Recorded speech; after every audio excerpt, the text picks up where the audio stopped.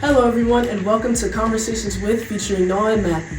Today we have a phenomenal guest who is captain of the 105th Precinct of the New York Police Department. Give a warm welcome to Captain Sony Beauvoir. Hello Captain Sony, how are you doing today? I'm doing quite well, thank you for having me, appreciate it. Nice. So, to start off, tell us a little bit about yourself and where you're from. Well, about myself, I'm going to start from the very beginning. I was born and raised in Haiti. From the age of 13 years old, I came to New York to live with my dad, and then pursued my education. And as we fast forward, to currently, at the age of 27, I decided to join the police department. Right. I got assigned to PSA 2, which was in housing in East New York. Followed that, I went to transit as a sergeant when I got promoted. I went to internal affairs as a sergeant also. And then after that, I went to the 70 precinct as a lieutenant. Okay. And as I got promoted to captain, I went to the 100, to the 103, and now having the privilege to be the CO of the 105 precinct. That's crazy. Really quickly, I want to ask, how long did all this take? Because it's like a long list of processes that you had to become captain. It's a very interesting question. So as a whole right now, I have 16 and a half years in the police department. Wow. So you can say, it seems like it went by pretty quickly, but when you're going through it, it's a long journey.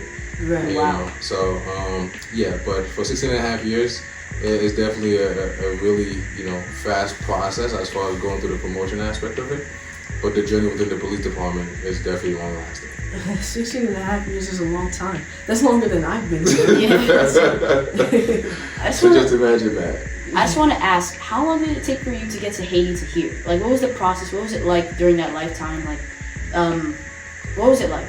I just want to know. So the interesting thing about this, so if I'm going to give you like a little bit of my background, in Haiti, I grew up with my grandmother. So it's really like in the province. My mom had me. She was young. She was like 20 years old when she had me. And she went to the city to look for a better life to provide for me while I stayed with my grandmother in the province. And then at some point, education with my grandmother wasn't the greatest, so to speak, as far as the school system. So then my mother got the wind of it. She's like, you know what, I'm gonna move you into the city with me so you can have a better education. So I moved into the city with my mom by the time I was 8 years old. Right. So from 8 years old, I lived with her until the age I was 13 years old. My father, who's already in New York, petitioned for me, right? So he petitioned, and it took a few years, but like I said, from, I guess, time I lived in the province to 8 years old to moving with my mother in the city, and then to coming to New York, it's about 13 years. So wow, before I got that's crazy. Yeah, that's insane, man. Like, so much dedication, so much, like, you just show so much strength right now. I just want to put that, Appreciate it, man. Thank you. Thank you, man. Appreciate it. Thank you. Thank you. No, the journey is never fun. And I'm pretty sure if you could just imagine coming over here from a foreign country, not speaking the language at all, and having to navigate through, the entire city to having to learn or pick up a few words here and there from friends, going to school and learning a brand new language, not even having a word of English.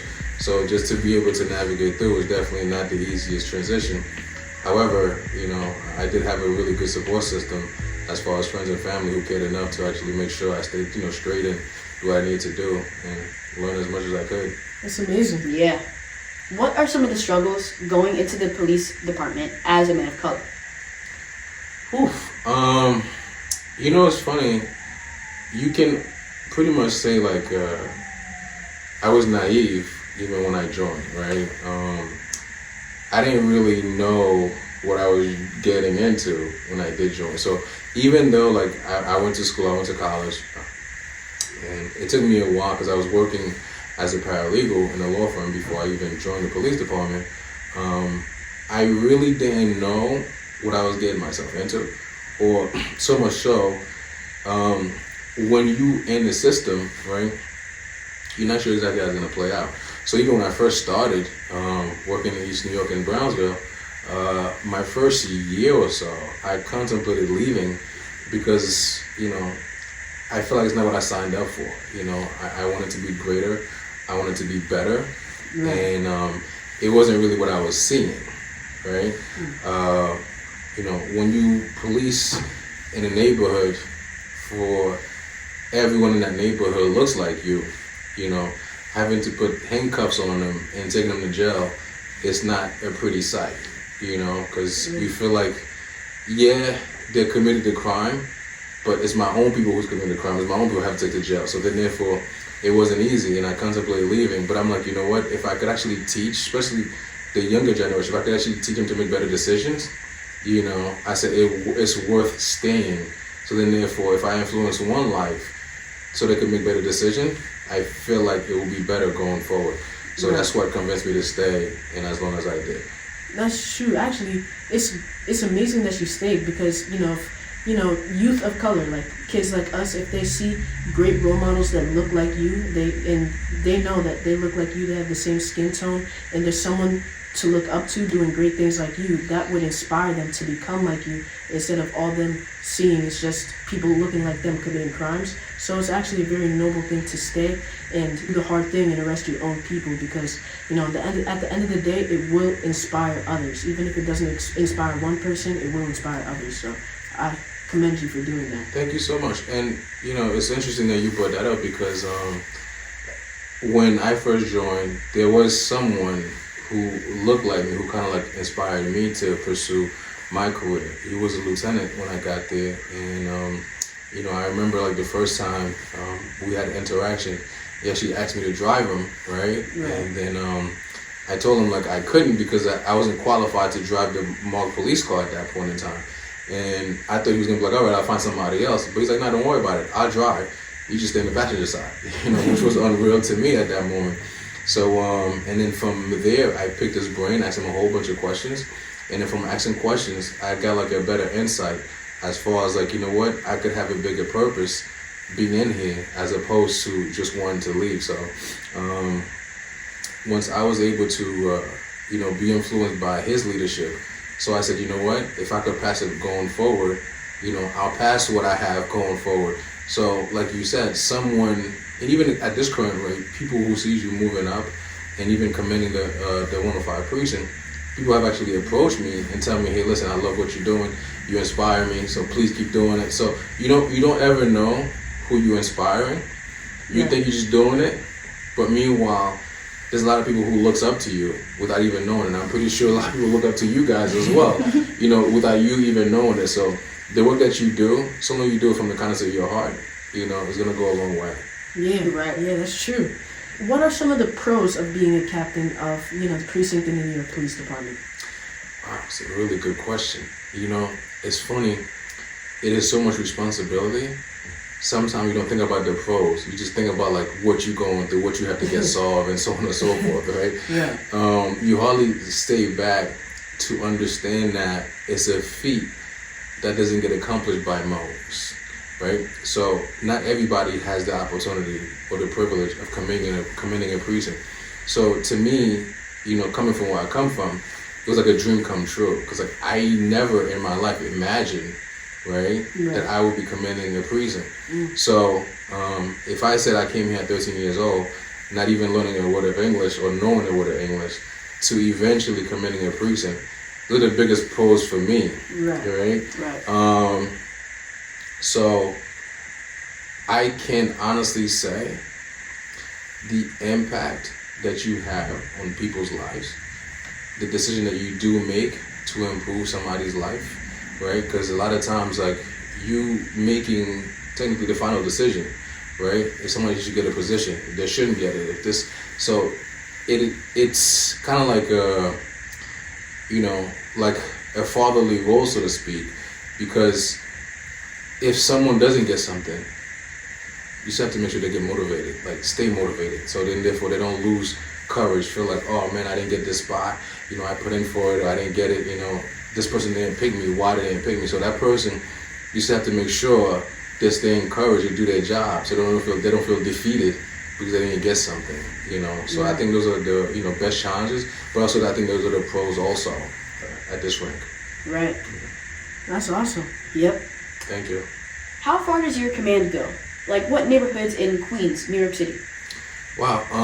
So I know I think if not the biggest precinct, within the city, as far as the 105 precinct. So if you told me like Rosedale, Lawrence, and Queens Village, Glen Oaks, Flower Park, Springfield Garden, like all these neighborhoods that it encompasses, Queens Village, there's a lot of place, and it's like a 14.2 square miles long. Wow. So any given point, and probably one of the biggest challenges the precinct also have as far as traveling wise, you could take from getting from the south end of the command to the northern end of the command could take you at least 20 plus 5 minutes, just to get from one end to another. So it's definitely a big precinct. Yeah, Queens is a big place too. Like all those neighborhoods you just said sound familiar to us. And I know like the distance, it's not a crazy distance, but the distance between Laurelton and Floral Park alone isn't really an easy distance to go back and forth. Absolutely, no, that's a definite fact. And when I first got to the 105 precinct,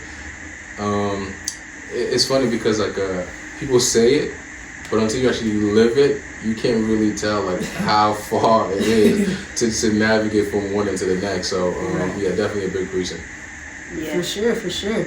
So going back earlier to what you said about importance between inspiring people in the community, what is the importance of community and policing? It's funny that you asked that question because I feel like my journey and the community and the police, I feel like it was a lost art when I was coming up as far as on the job wise, right? Right. So I didn't see it exist. I mean, here and there you might find one person who takes, I guess, some type of invested interest in the community or making sure like things go hand in hand. Actually, community affairs is like almost like a giveaway.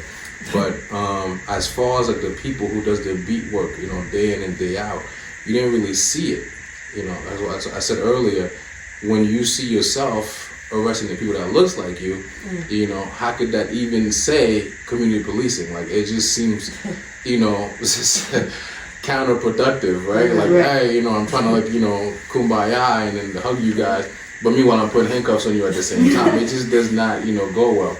And this is why I think like it's important because you want to make sure that light shines before the handcuffs even comes on. So say for example, I'd rather, you see me out in the open for all the goods, right?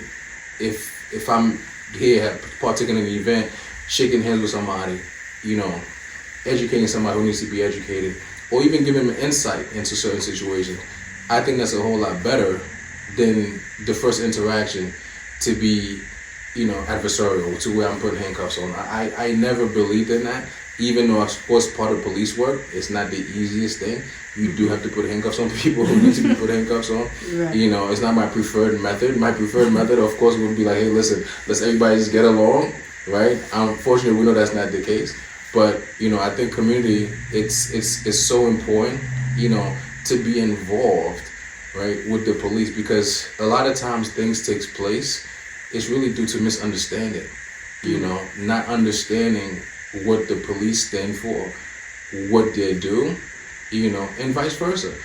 Police not understanding what the community is supposed to be all about. Right. And if there's no communication, there's no way we're going to be able to understand each other. So I think like understanding the community that you work for is paramount to know what their needs are, to be provide those needs, and in turns, you communicate. So then therefore they understand exactly what you're trying to get across. Right. Yep.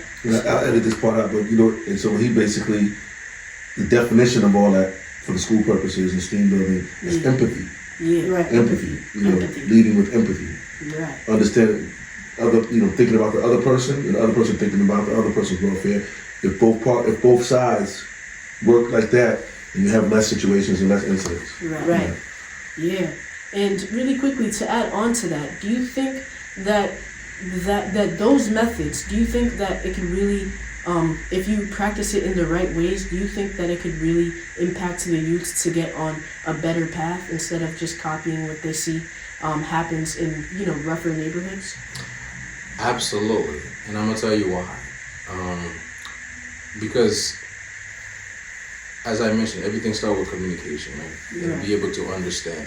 So if we communicate and we have an understanding, it's easier to be influenced in a positive, way. And one of the things which I think is important and a testament to you guys, is you lead by the example that you set. So say, for example, I have over 200 people who's working for me, right? Right. You want the person to carry your mission, right? So my mission, if my mission is to get, hey, listen, we want to get the community together, right? And I'm preaching it, Right. then everybody should be on the same accord, following my lead.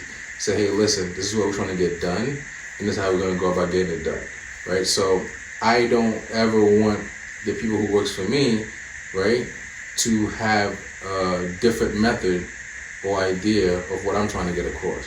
So if I represent the 105 precinct, and the people who works for me represent me, right? So then therefore, like, if anything happens, right, because ultimately I'm responsible.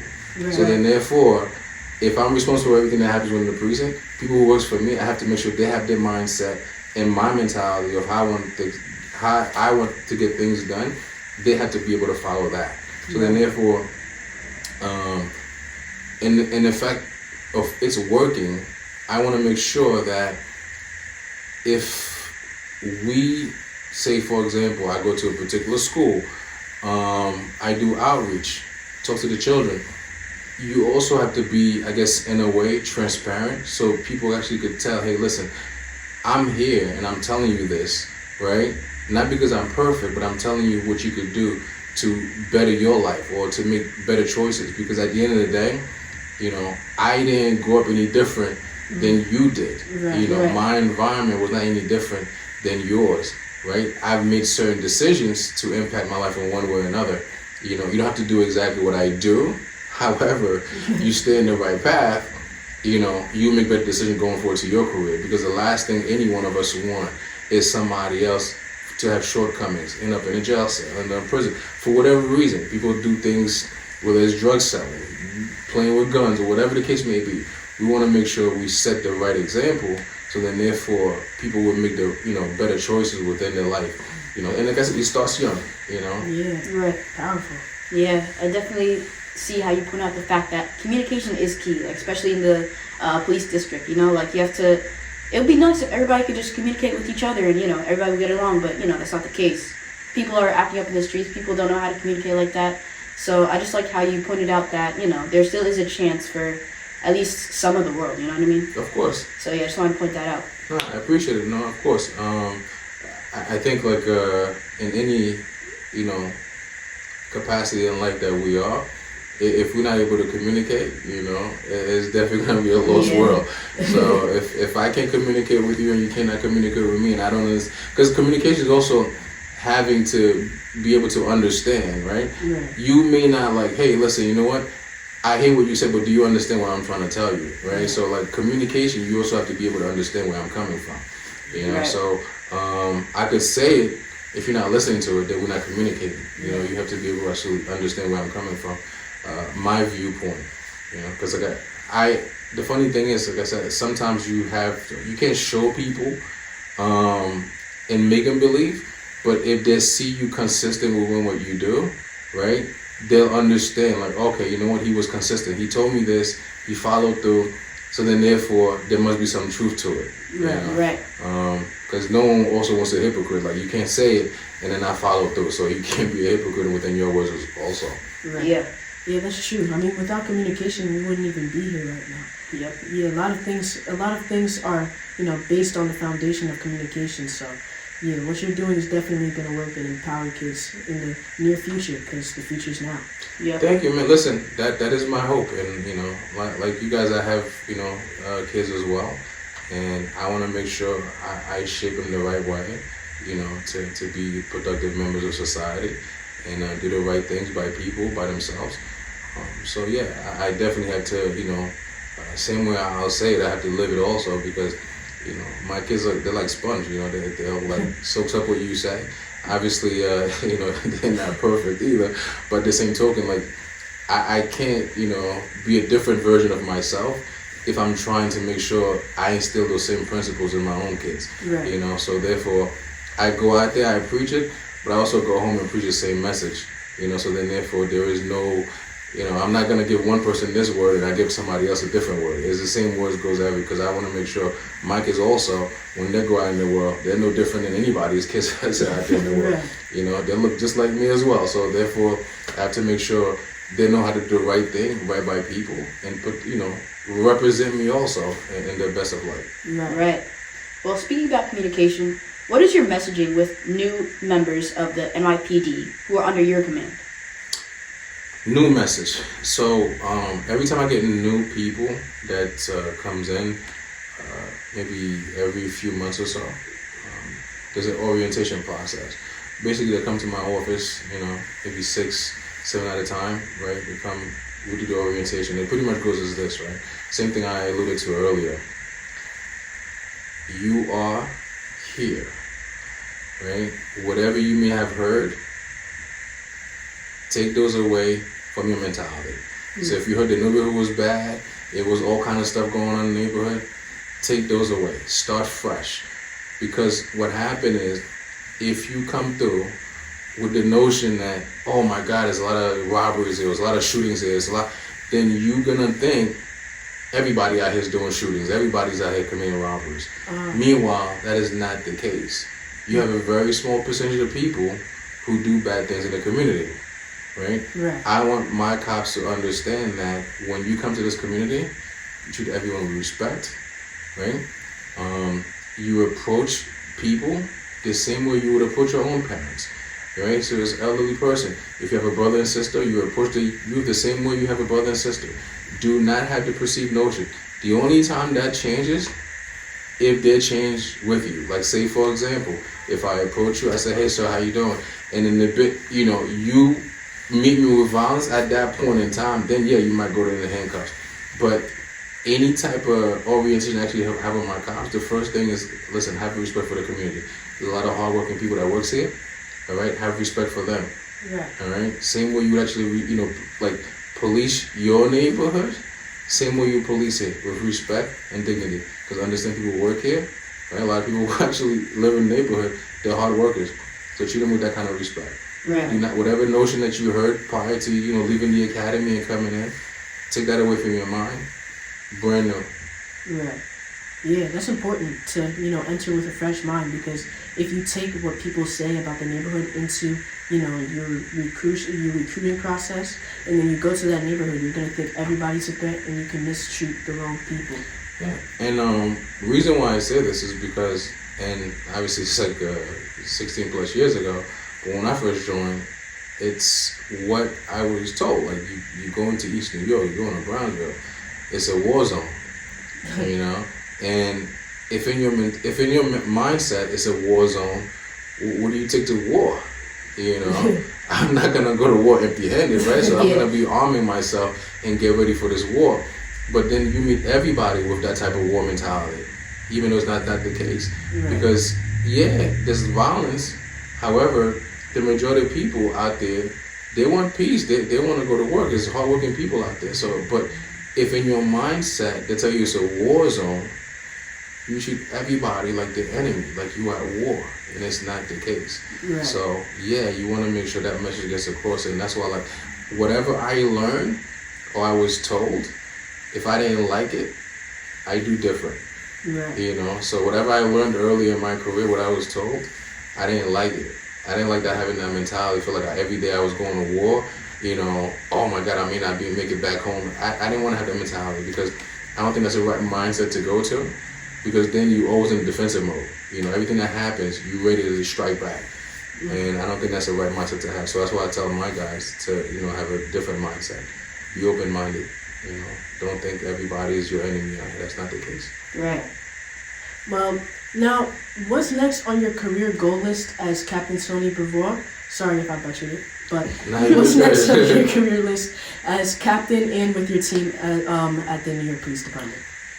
So, the truth is, within me coming up, and same thing I teach my kids, is you shoot for the moon, right? Right. You may not be able to control everything that happens, but you keep pushing yourself to be better, tomorrow and the day after, right? And whatever that comes with, I'm willing to do it. the one thing I say, I ask God for like to give me the vision and the strength to make sure I lead my people the right way. Once I'm able to do that on a daily basis, whatever happens, I'll take it. You know, hopefully it's beneficial to me in my career. You know, but if it doesn't, I'm okay to live with that as well, because I feel like I'm doing it the best way I possibly can. Right. So if there's come rewards, I'll take it. If it doesn't, I'm also able to live with that as well, because I feel like the true impacting people's lives and having like a, you know, I guess a major impact positively on their life in the community, it's really what the reward is. You know, everything else is secondary. Promotion, secondary. You know, but how you treat people and how you do right by people is really what, you know, makes you as a person. Right. Right. Awesome. Well, that's it for today's Conversations With podcast. We want to thank you for coming on. And thank you for having me. Of course. Thank you all for watching. We'll see you guys in the next one, and we hope you guys have an amazing day. Peace. Peace.